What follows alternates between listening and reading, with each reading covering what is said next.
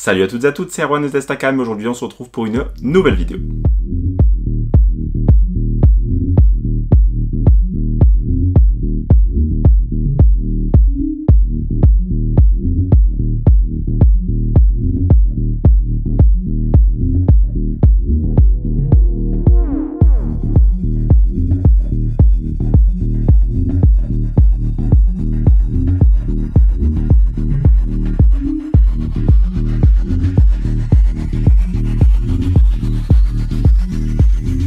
Alors salut à toutes et à toutes, c'est Erwan, donc aujourd'hui on se retrouve pour ouvrir la nouvelle GoPro. Donc la nouvelle GoPro, elle sort demain, donc il me semble demain on sera le 15 octobre. Elle sera disponible dans tous les points de vente.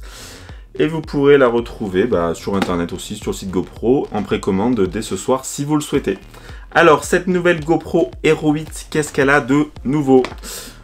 Pas grand chose, hein, pour être honnête avec vous, c'est un peu habituel. Donc la nouveauté qu'on va voir, ça va être l'Hyper Smooth 2.0, comme ça peut être marqué juste sur devant. On va être comme d'habitude sur des photos en 12 mégapixels, de la 4K à 60 images secondes et du 1080p à 240 images secondes pour faire des beaux petits ralentis très fluides. Donc voilà, donc les nouveautés que je vous disais, elles vont être notées sur le côté juste ici. S'il te plaît, fais le focus. Donc il va y avoir l'Hyper Smooth 2.0 et le Time Wrap 2.0. Vous allez pouvoir streamer en 1080p, faire des photos en HDR, du RAW comme d'habitude. Et si, j'allais oublier bien sûr évidemment, la grande nouveauté c'est que la GoPro n'est plus dans un frame. C'est-à-dire que maintenant ça va être comme sur la Fusion. Avant, sur la Fusion, on avait fixé dessous la fixation, donc, et là, c'est pareil, sauf que au lieu de la fixer, elle est carrément rangée comme un petit bip dessous, donc ça, c'est plutôt pas mal, parce que on va gagner en rapidité. C'était un peu long, par exemple, moi qui utilise souvent la GoPro au ski, quand on a les gants, c'est compliqué d'enlever le petit boîtier, enfin, du coup, ça va être quand même plutôt pas mal, parce qu'on va gagner du poids, il me semble qu'elle est un peu plus légère, donc de quelques grammes. Et aussi on va gagner du temps parce que l'accès à la batterie sera beaucoup plus rapide qu'avant. Donc ça c'est plutôt pas mal au niveau de cette GoPro. Donc voilà la grande nouveauté, ça va être le fait qu'elle ne soit plus dans un frame. Donc on va directement l'ouvrir et voir qu'est-ce qu'il y a directement à l'intérieur. On va faire ça très rapidement. Alors je sais que j'avais énormément galéré pour la GoPro Hero 7 parce que c'était collé. On va voir si ça va être pareil pour la GoPro Hero 8. Ça m'a l'air d'être collé, mais non, c'est bon, j'ai réussi à l'enlever. Donc la boîte, on va comme toutes les autres boîtes, on va pas s'attarder dessus. On va ouvrir directement. On va avoir la GoPro qui sera ici. S'il te plaît, fais-moi le focus, merci. Comme vous pouvez le voir, il n'y a plus de frame tout autour.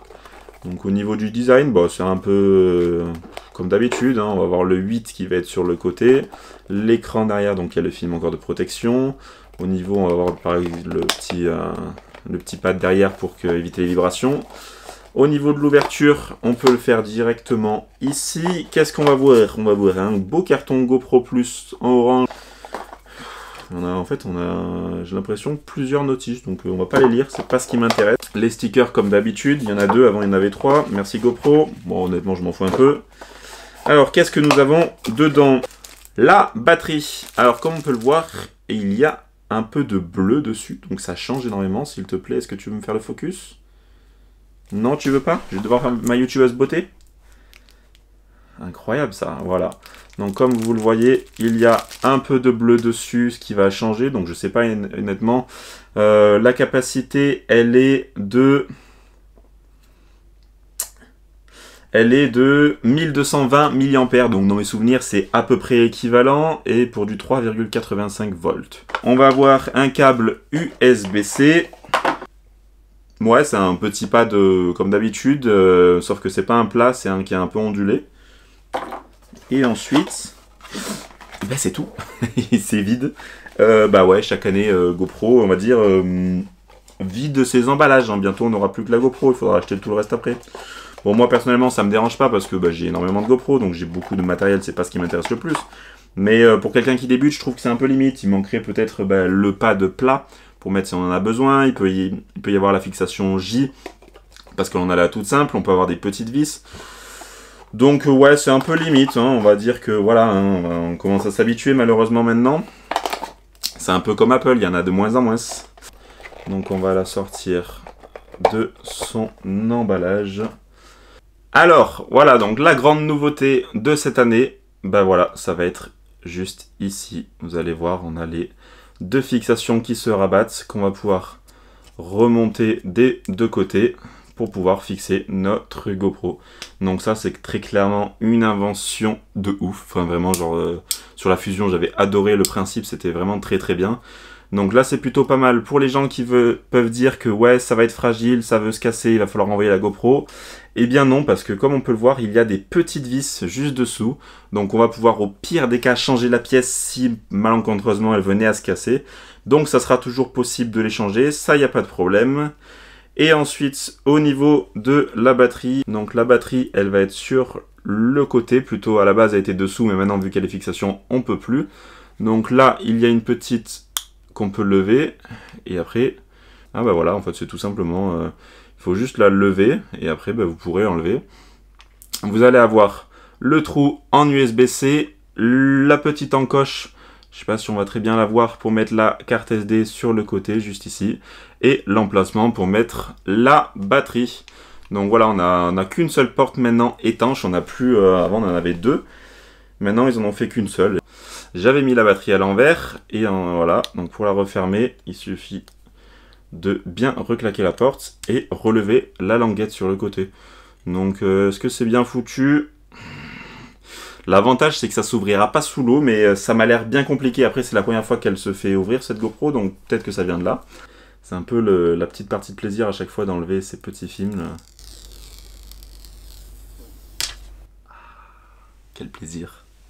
Et voilà, l'écran qu'on va avoir derrière, il sera comme tous les écrans, hein, c'était pareil sur l'Aero 5, 6, 7, donc maintenant on a l'habitude, on va avoir le bouton Power qui sera juste derrière, et quand on allume, on va avoir la GoPro qui va s'allumer.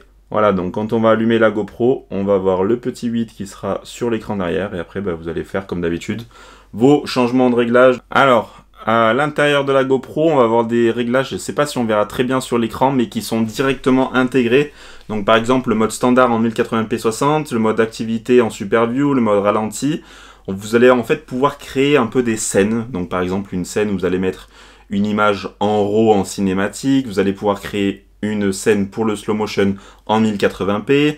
Vous allez pouvoir créer plusieurs scènes et les sélectionner le plus rapidement possible juste en appuyant sur le bas de l'écran. Vous allez voir juste le petit réglage, vous appuyez et vous allez pouvoir directement le sélectionner.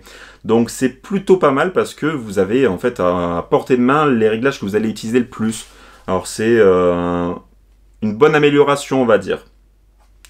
Et ensuite au niveau de l'esthétique, bah, franchement moi je la trouve pas mal. Ouais franchement là on n'a plus qu'à la déplier. On n'a plus rien, on peut la ranger, elle prend pas de place, donc franchement, c'est plutôt pas mal. Au niveau de la lentille, eh ben, on peut pas la changer. Enfin, du moins, j'ai pas l'impression qu'on puisse le faire nous-mêmes, alors à voir si elles sont fragiles.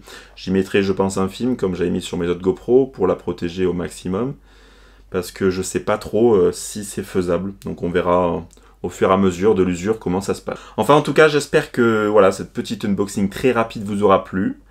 Évidemment vous n'aurez pas de test maintenant parce que bah, le test sortira après la sortie de la GoPro. Je vais quand même bien m'amuser avec et on verra qu'est-ce que ça donne et vous aurez une vidéo très prochainement. Donc là il fait pas beau, donc j'espère quand il fera beau pour avoir des belles images avec un beau soleil. Sur ce, j'espère que cette petite vidéo vous aura plu. Je vous dis à la prochaine pour une nouvelle vidéo. Ciao tout le monde.